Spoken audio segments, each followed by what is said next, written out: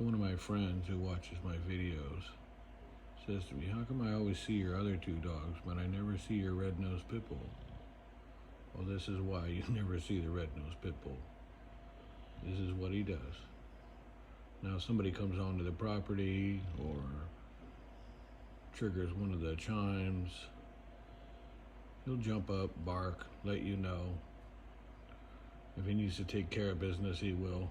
But until you call him or you need him, this is what he does.